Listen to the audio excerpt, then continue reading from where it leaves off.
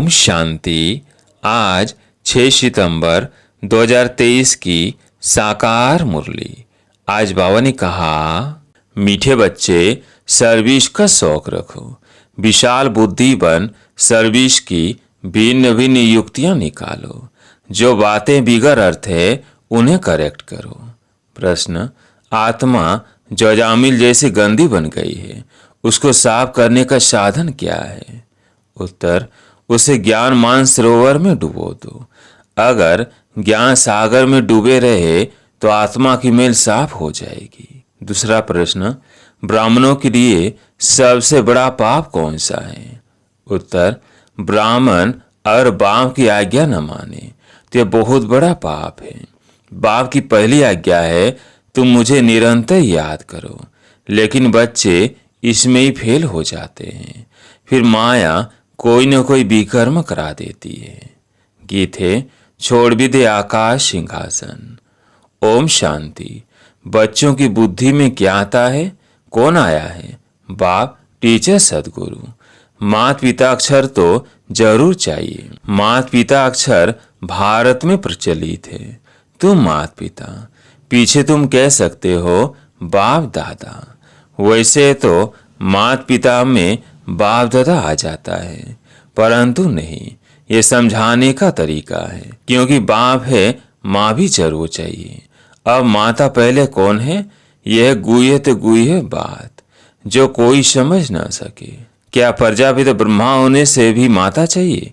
प्रजापिता ब्रह्मा के साथ कोई प्रजापत्नी भी चाहिए? नहीं, प्रजापत्नी नहीं चाहिए, क्योंकि यह मुख वंशावली है। इसलिए ब्रह्मा की पत्नी कोई हो नहीं सकती। यह बहुत गुह्य और गंभीर बातें हैं। इसे समझने और धारण करने के लिए बुद्धि चाहिए। यह एक ही बाप है जो बच्चों के सम्मुख आते हैं। तुम तो समझते हो माता पिता बाप दादा सम्मुख आया है। बच्चे बाहर में सर्विस करते हैं। सेंटर्स पर जो रहते हैं वो ये नहीं समझेंगे कि माता पिता बाप दादा सम्मुख आए हैं।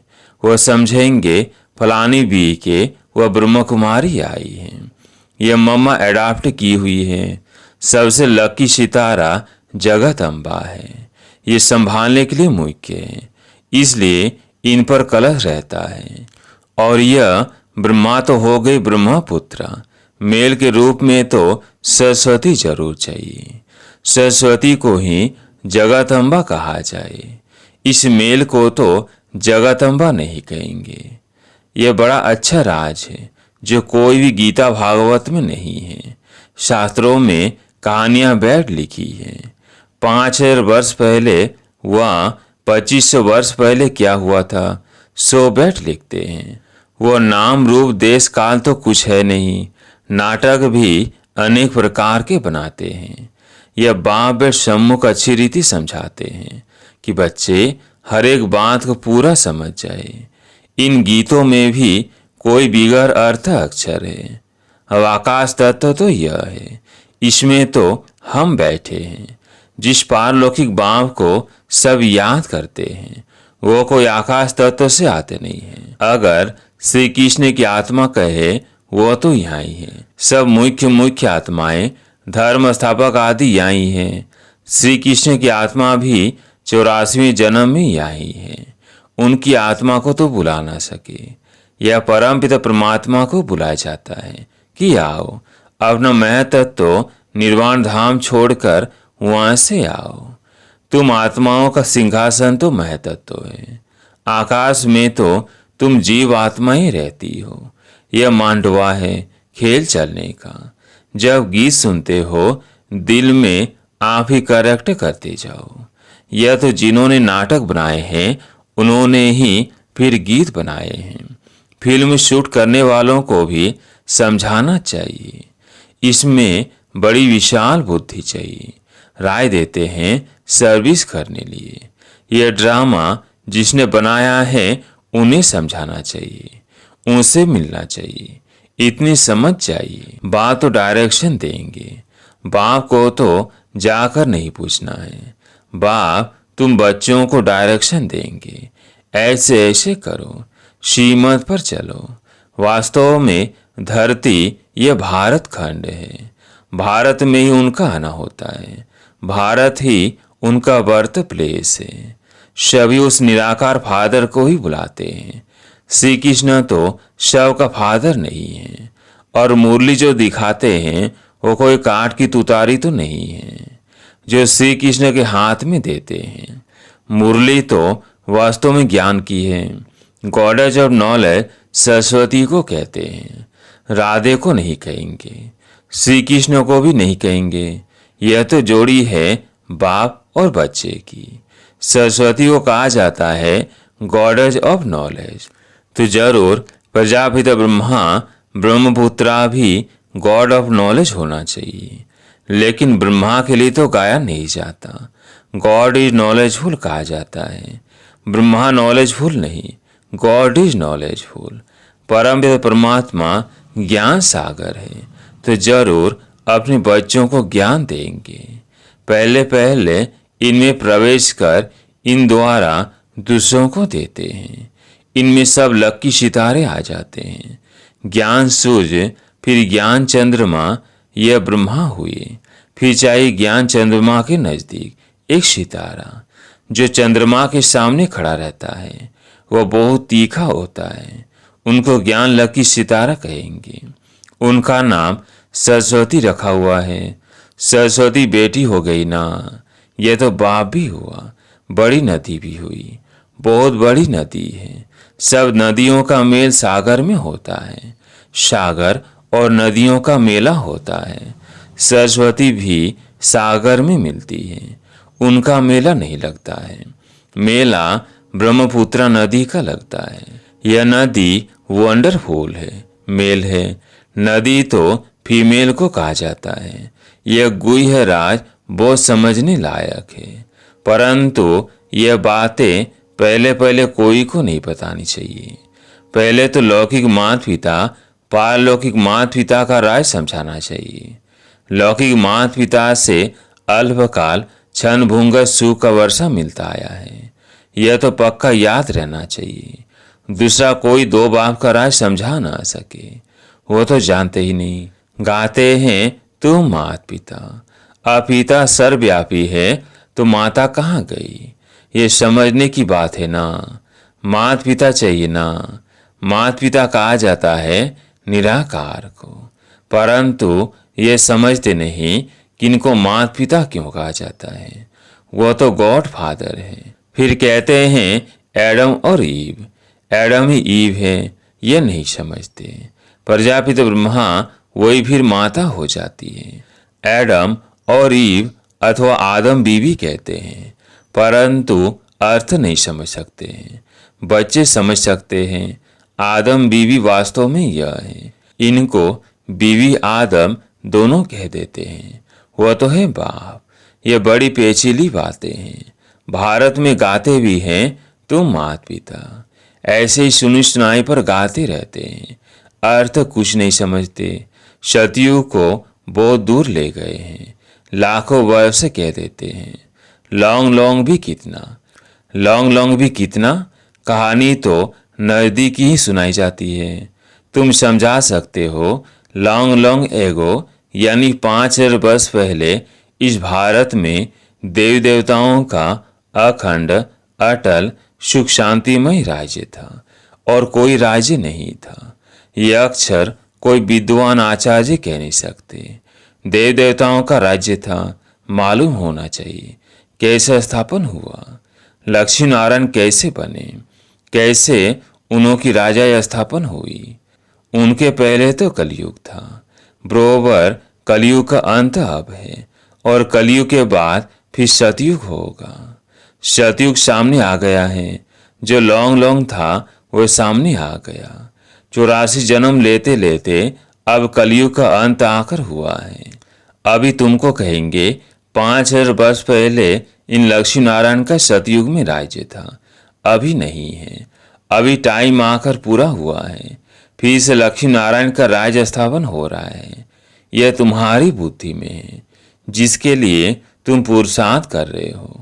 यह समझाने की बात। यह तो सच्ची गीता आदि इसलिए लिखी जाती है कि कोई पढ़कर रिफ्रेश होते रहे। ये जानते हैं जो लिखा जाता है वह फिर प्राय लोप हो जाएगा। यह सच्ची गीता भी नहीं रहेगी। जो तुम लिखते हो वह सच्चा ज्ञान प्राय लोप हो जाना है, और साथ साथ शास्त्र भी सब प्राय लोप हो जाएंगे।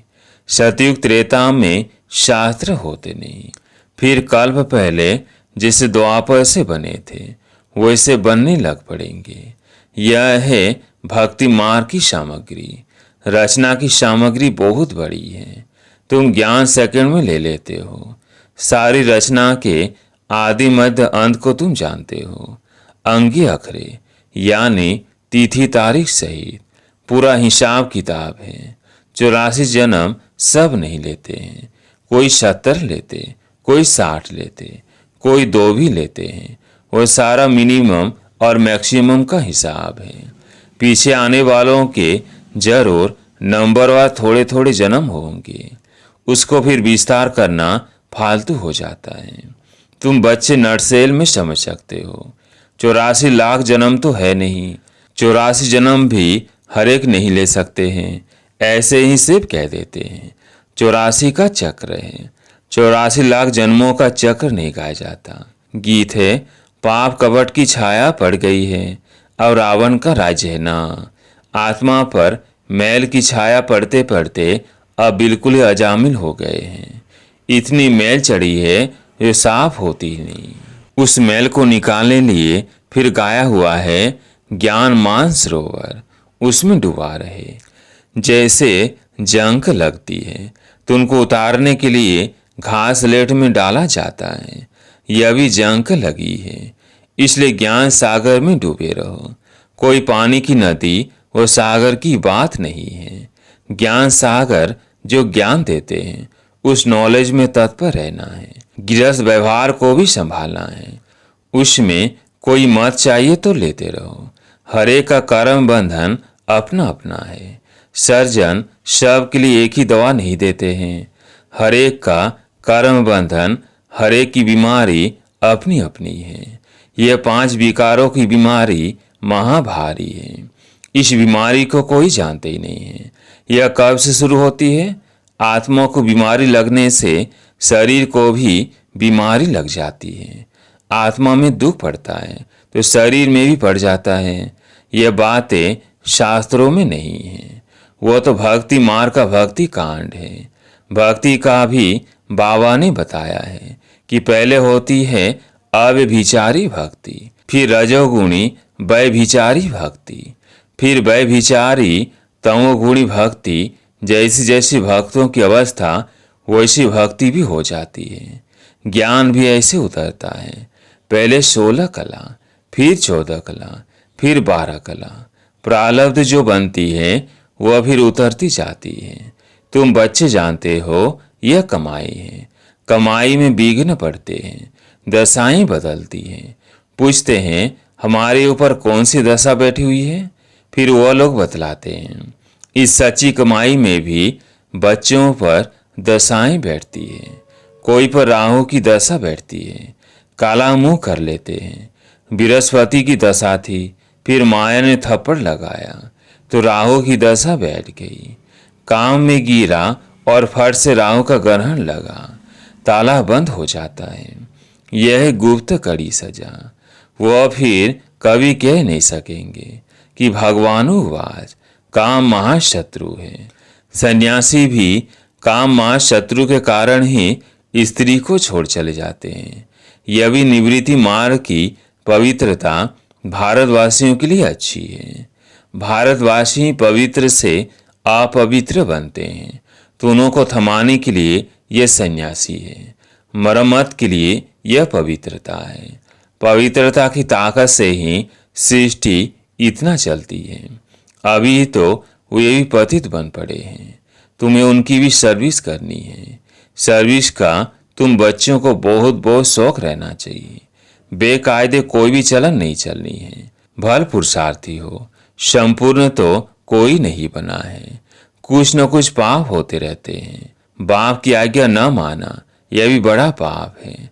बाप का फरमान है निरंतर मुझे याद करो। जानता हूं ये कर नहीं सकेंगे, परंतु तुम पूरा पुरुषार्थ ही नहीं करते हो। जो करेंगे वो अच्छा पद पाएंगे। अच्छा, मीठे मीठे सिकिल्ले बच्चों प्रति माता पिता बाप दादा का याद प्यार और गुड मॉर्निंग। रूहानी बाप की रूहानी बच्चों को नमस्ते। हम रूहानी बच्चों की रूहानी बाप दादा को याद प्यार गुड मॉर्निंग नमस्ते नमस्ते।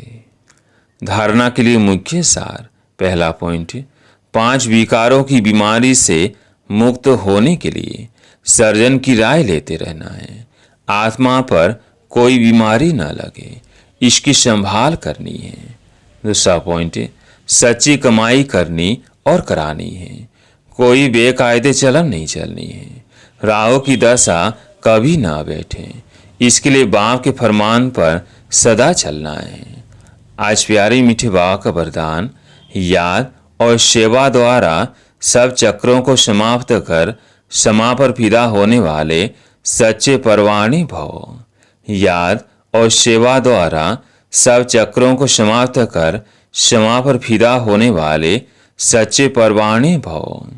जो बच्चे याद और सेवा में सदा बिजी रहते हैं वो सभी चक्रों से सहज ही मुक्त हो जाते हैं। कोई भी चक्र रहा हुआ होगा तो चक्कर ही लगाते रहेंगे। कभी संबंधों का चक्कर, कभी अपने स्वभाव संस्कार का चक्कर। ऐसे व्यर्थ के सभी चक्कर समाप्त तब होंगे जब बुद्धि में सिवाय क्षमा के और कुछ भी न हो। क्षमा पर फिदा होने वाले क्षमा के समान बन जाते हैं। ऐसे फिदा होने वाले अर्थात क्षमा जाने वाले ही सच्चे परवाने हैं।